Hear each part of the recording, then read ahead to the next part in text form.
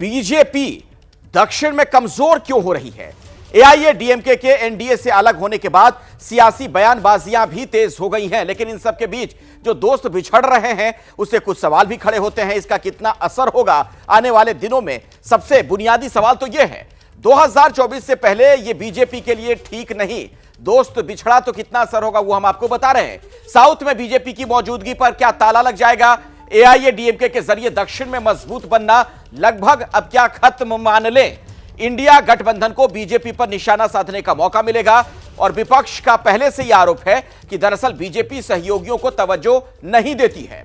आगे आप देखिए कुछ और जानकारी आपके लिए, क्यों एनडीए से अलग हुई एआईएडीएमके, इसके पीछे की जो वजह बताई जा रही हैं वो कुछ आपके सामने। वजह नंबर 1, दोनों पार्टियों में बीते कुछ दिनों से तनाव। तमिलनाडु बीजेपी के अध्यक्ष अन्नामलई, यह भी एक वजह बताए जा रहे हैं। अन्नामलई की सीएन अन्नादुरई पर टिप्पणी। इसके अलावा एक और वजह बताई जाती है कि बयान पर अन्नामलई ने माफी नहीं मांगी। पार्टी आला कमान ने अन्नामलई पर कार्रवाई नहीं की, एक वजह के तौर पर इसे भी देखा जा रहा है।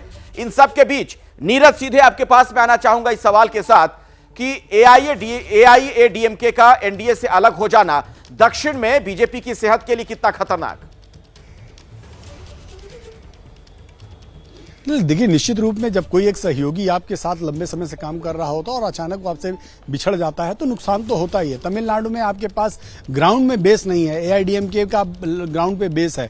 उसी बेस के दम पर आपका जो चेहरा है नरेंद्र मोदी, वो नरेंद्र मोदी के रूप में चेहरा और एआईएडीएमके का जमीनी बेस, इस दोनों बेस के दम पर आप तमिलनाडु में लोकसभा चुनाव में अच्छा करने का प्लान कर रहे थे। लेकिन पिछले कुछ दिनों में अगर आप देखें, डेरिवेटिवली लगातार बार बार अन्नामलई के बयानों को लेकर एआईएडीएमके ने अपनी शिकायतें दर्ज की। आपको याद हो, पिछले एक हफ्ते पहले ही एआईएडीएमके के बड़े नेता आए थे दिल्ली और उन्होंने न सिर्फ जेपी नड्डा से मुलाकात की बल्कि अमित शाह से भी मुलाकात की, बीएल संतोष से मुलाकात की और इन सब विषयों की उन्होंने शिकायत भी की थी। उन्होंने इस विषयों को रखा भी था कि जब हम संगठन के तौर पर काम कर रहे हैं और एनडीए के तौर पर काम कर रहे हैं तो वहां एक दूसरे के बारे में टीका टिप्पणी ठीक नहीं है।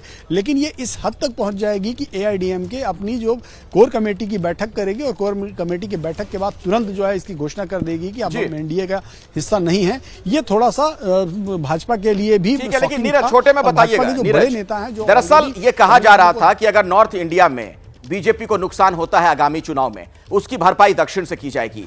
इस लिहाज से कि आप क्या देखते हैं, कितना नुकसान होता हुआ नजर आ रहा है बीजेपी को? देखिए, एआईएडीएम तमिलनाडु के लिहाज से बात करें तो तमिलनाडु में फिलहाल भारतीय जनता पार्टी का बेस बहुत कमजोर हो गया है एआईएडीएमके के जाने से। सबसे बड़ा जो बेस है वो कर्नाटक में है, कर्नाटक के बाद तेलंगाना में है और जो दूसरे जो राज्य हैं, 6 में से 4 राज्य, उनमें बहुत ज्यादा भारतीय जनता पार्टी का बेस नहीं है, ना तो सरकार है और ना ही ज्यादा सांसद और विधायक हैं। तो ऐसे में भारतीय जनता पार्टी के लिए आने वाला जो समय है वो निश्चित रूप में दक्षिण भारत के लिए नुकसानदेह कहा जा सकता है और भाजपा जरूर इस पर विचार कर रही होगी और कहीं ना कहीं से इसको मेंटेन करने के लिए उनके पास कोई ना कोई प्लान जरूर होगा। चलिए ठीक है। जैसे ही घड़ी का काटा दोपहर 2:30 पे आए, बबीता जी का दिल सास बहू साजिश के लिए मचल जाए। और ये है इनकी बहू, पूरे दिन ऑफिस की टेंशन हो जाए गॉन जब ये करें अपना फेवरेट शो फ्री टाइम पे ऑन। इनकी तरह आप भी देखिए अपना फेवरेट शो अपने टाइम पर और डाउनलोड कीजिए एबीपी लाइव ऐप अपने स्मार्ट टीवी पर।